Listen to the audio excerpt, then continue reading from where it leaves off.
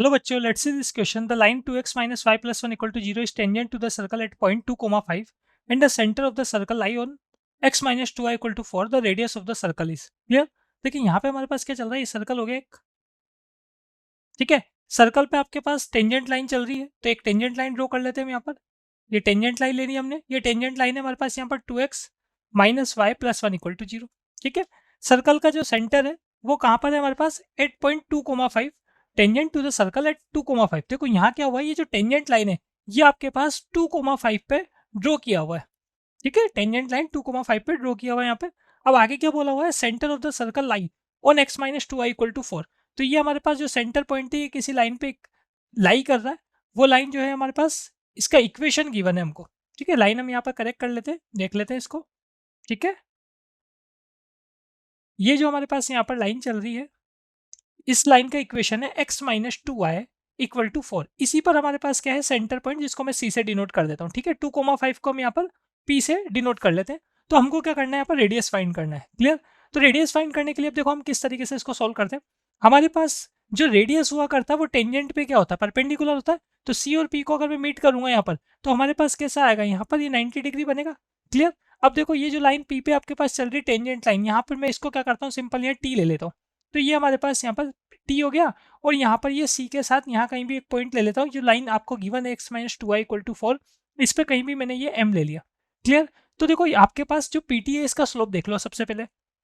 Slope of PT का slope क्या होगा, माइनस ए बाई बी से माइनस ए होता है x का कोफिशिएंट और b होता है y का कोफिशिएंट, मतलब 2 हो गए, क्लियर। पीटी का स्लोप अगर आपके पास 2 है तो स्लोप ऑफ सीपी क्या होगा हमारे पास, स्लोप ऑफ सीपी होगा -1/2।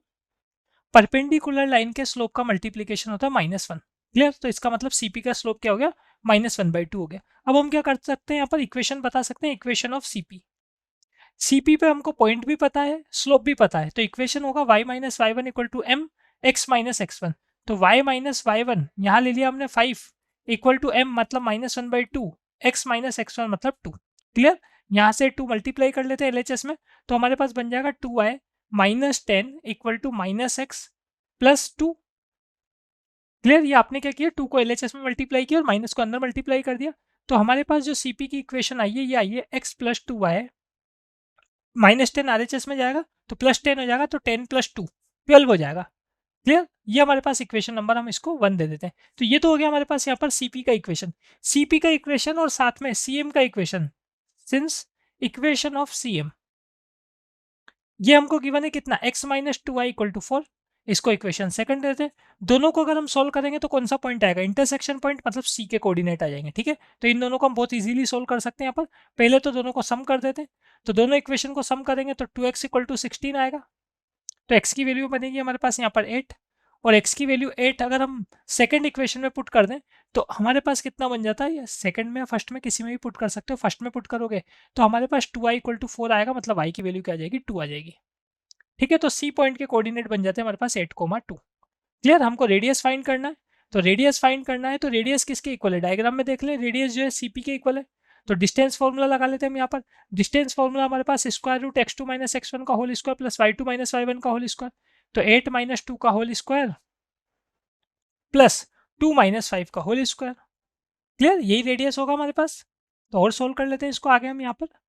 Radius equal to square root 8 minus 2 मतलब 6 का स्क्वायर 36, और यहाँ पर ये आपके पास 2 माइनस 5 मतलब 3 है, तो 3 का स्क्वायर करेंगे तो 9 हो जाएगा, क्लियर। तो ये बन जाता है यहाँ पर हमारे पास स्क्वायर रूट 45, मतलब 9 इंटू 5 स्क्वायर रूट के अंदर, तो 3 रूट 5 ये रेडियस आ रहा है। तो final answer is option number A, best of luck.